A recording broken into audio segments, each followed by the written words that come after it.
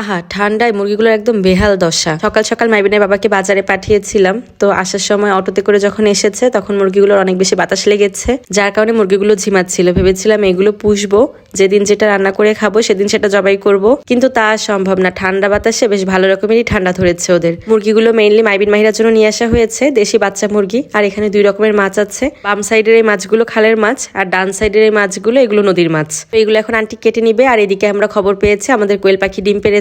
এটা শুনে আমরা সবাই খুব খুশি, কারণ এটাই আমাদের কোয়েল পাখির পাড়া প্রথম ডিম। ভিডিওটা যেহেতু কয়েকদিন আগের, এখন কিন্তু কোয়েল পাখিরা মাশাআল্লাহ বেশ ভালো রকমেরই ডিম দিচ্ছে। প্রথম দিন 1টা, তারপর দিন 2টা, তারপর দিন 3টা, এভাবে করে বাড়তে বাড়তে এখন মাশাআল্লাহ 24-25টা করে ডিম দেয় প্রতিদিন। আমরাও একটু একটু পরপর গিয়ে চেক করি যে ডিম দিল কিনা। ডিম কালেক্ট করতে বেশ ভালোই লাগছে। তো এগুলো হচ্ছে সকাল আর দুপুরের জন্য রান্নাবান্না করা হয়েছিল। মাছ ভুনা করা হয়েছিল, বেগুন ভাজি করা হয়েছিল, ডিম ভুনা, সাথে মাইবিন মাহিরার জন্য রান্না করা ছিল। দুপুরের জন্য আর কিছু রান্না করতে হবে না, একেবারে রাতের জন্য রান্না করব। আজকে কয়েকজনকে দাওয়াত করেছি, বলেছি রাতে আমাদের সাথে খাওয়া দাওয়া করতে। আমার ভাই যেহেতু এসেছে আর মাইবিনের বাবাও কালকে ঢাকায় চলে যাবে, তাই ভাবলাম ওর বাবা থাকতে থাকতে কিছু রান্না করে খাওয়াই ওদের। আমার সবাইকে রান্না বান্না করে খাওয়াতে বেশ ভালোই লাগে। সব আইটেম অত ভালো করে রান্না করতে না পারলেও যে আইটেমগুলো রান্না করতে পারি সেগুলোই তৈরি করে সবাইকে খাওয়াতে বেশি ভালো লাগে। গরুর মাংসের বিরিয়ানি রান্না করব। এখানে 2 কেজি গরুর মাংস আছে, আমি দুপুরবেলায় মেরিনেট করে রেখে দিয়েছিলাম। রাতে যেহেতু সবাইকে খাওয়াবো, আমি সন্ধ্যা থেকে রান্না শুরু করে দিয়েছি। আমি প্রথমে ভেবেছিলাম মাংসটা প্রেসার কুকারে দিব, মানে মাংসটা কড়াইতে কষানোর পরে তারপরে প্রেসার কুকারে দিয়ে দিব, কিন্তু পরে দেখলাম যে ফ্রেশ মাংস, এটা প্রেসার কুকারে দেওয়ার দরকার হবে না, অল্প সময়ের ভেতরেই মাংসটা রান্না হয়ে যাবে।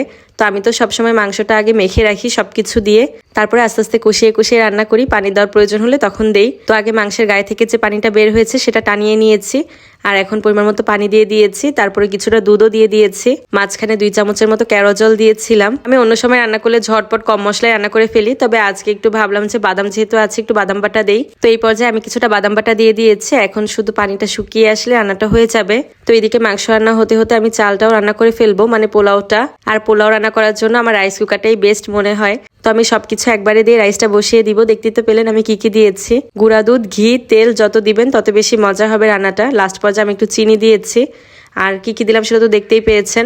এদিকে কিন্তু আমাদের মাংস রান্নাটাও শেষ, তেলের উপরে চলে এসেছে। তো বিরিয়ানির সাথে খাওয়ার জন্য আমি কিছু কাবাব ভেজে নিচ্ছি, আর সাইডে কিছু বেরেস্তা করে রেখেছিলাম, সেটার ভেতরে আবার একটু গুঁড়া দুধ দিয়েছি, একটু চিনি দিয়েছি, একটু ঘি দিয়েছি। যাদের বাসায় মাওয়া না থাকে তারা কিন্তু ঘি আর গুঁড়া দুধ দিয়ে মাওয়ার মতো তৈরি করে নিতে পারেন। তো আমি মোট 2 কেজি চালের পোলাও রান্না করেছি। তো 2 কেজি চালের পোলাও তো আর একবারে রাইস কুকারে ধরতো না, এই কারণে আগে একবার রান্না করে বড় পাতিলটায় রেখে দিয়েছি, আর এরপরে আবার রান্না করে নিয়েছি। তারপরে সব একবারে দিয়ে এখন মাংসটা দিয়ে ভালো করে মেখে নিব। যখন কোনো কিছু পরিমাণে বেশি হয়, মিক্স করতে আমার অনেক বেশি অসুবিধা হয়ে যায়, তখন দেখা যায় সেটা আমি মাইবিনের বাবাকে করতে বলি। আর এখন যেহেতু আন্টি আছে, তো আন্টিকেই বলেছিলাম একটু ভালো করে মিক্সড করে দিতে।